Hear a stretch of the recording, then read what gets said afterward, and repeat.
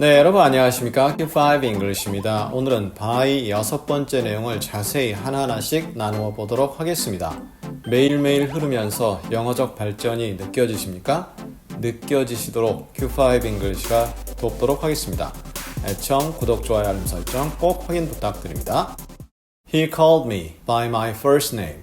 그는 나의 이름으로 불렀다. 그냥 이름을 불렀다죠. 그런데 call me 그 다음에 by my first name. 성이라면 by my last name. 이런 식으로 영어적 구조가 우리말과 좀 다른 거죠. 그래서 이 구조를 함께 기억해 주시면 좋은데요. 내 이름으로 불렀다. 직역하자면 하지만 내 이름을 불렀다. 이렇게 번역하는 것이 좋겠죠. I know her by name, not by face. 이럴 때 by는 어떤 판단의 기준이다 라고 보시면 되는데요. 내가 그 여자를 알아요. 이름으로는 아는데, 이름이라는 것을 기준으로는 아는데 얼굴이라는 기준으로는 모른다 이렇게 되는 거죠. 그래서 이름은 아는데 얼굴은 아는데 이런 식으로 가는 거죠. 나는 그 여자의 이름은 아는데 얼굴은 모른다. 그럴 수 있죠. 이름이 익숙해서 알 수도 있고요. 이름을 많이 들어봐서 알 수도 있는데 이 매칭이 잘 안 되죠. 얼굴과. 그런데 딱 매칭을 하니까 아 그렇구나 이렇게 되는 거죠. Find information on how to vote by mail. by mail 이런 식으로 함께 기억해 주시면 좋습니다. 우편이란 뜻으로 해서 by를 붙이는 거죠.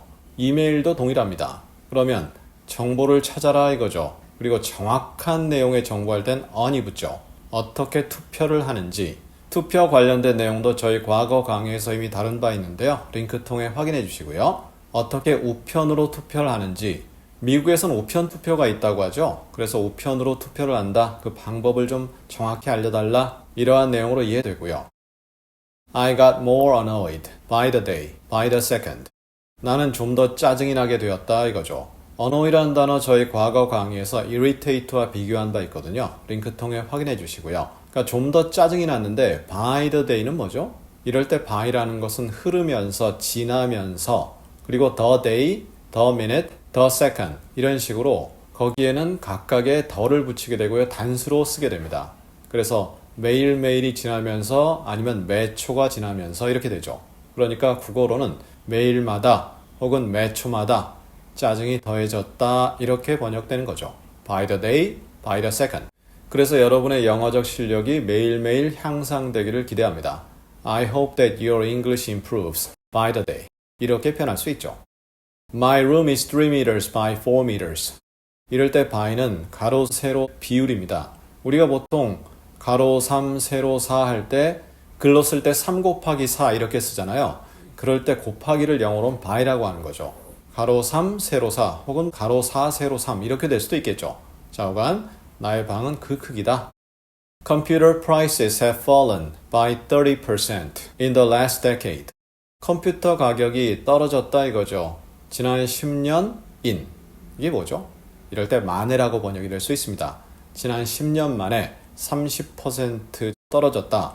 이럴 때 by라는 것은 변화의 폭입니다. 그러니까 100이라고 했을 때면 10년이 지난 시점엔 70으로 떨어지는 거죠.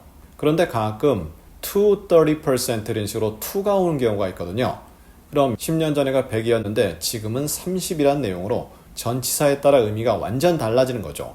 그런데 가끔 글을 읽거나 아니면 말을 들을 때 숫자 앞에 전치사가 쓰이지 않는 경우가 있죠. 그럴 때는 Is it by 30% or to 30% 이렇게 물어볼 수 있죠. 그럴 때 정확히 대답을 해주겠죠. 10년 만에 30%가 떨어졌다. 자, 이렇게 해서 오늘 by 6번째 내용 자세히 알아보았습니다. 은근히 쉽죠? 그리고 돌아서면 이거 뭐야? 기억이 안 나네? 이렇게 되는 거죠.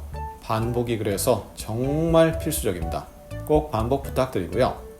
그럼 우리 다음 시간에는 확실히 결정하다, 확고히 결정하다 라는 표현이 두 가지 정도로 요약이 될 수가 있는데요.